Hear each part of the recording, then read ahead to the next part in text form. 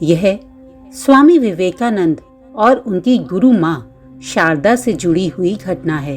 विदेश यात्रा पर जाने से पहले विवेकानंद माँ शारदा से अनुमति और आशीर्वाद लेने पहुंचे। उन्होंने माता से कहा, माँ, मैं संसार के दुख को दूर करना चाहता हूँ। मैं बड़ी यात्रा पर जा रहा हूँ। आप मुझे आशीर्वाद में कोई ऐसी सीख दीजिए जो विश्व कल्याण के उद्देश्य में मेरे काम आ सके। माँ शारदा बहुत ही सहज और विद्वान थीं।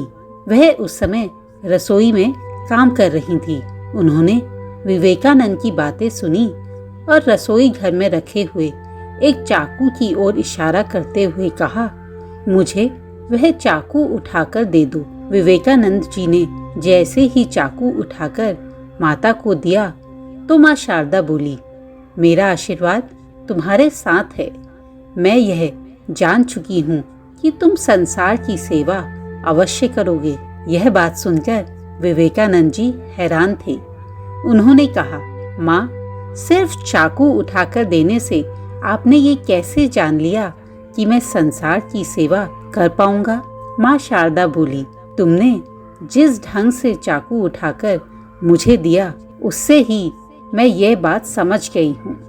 विवेकानंद जी ने चाकू के धार वाले हिस्से को खुद की ओर पकड़ा और हत्थे की ओर से माँ शारदा को चाकू दिया।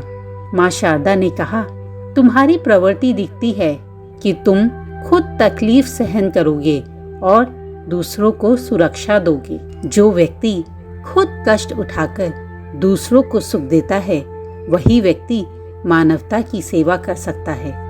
तुम अपनी इस यात्रा पर जरूर सफल होगे। स्वामी विवेकानंद ने अपनी माँ का आशीर्वाद लिया और विश्व यात्रा पर निकल पड़े।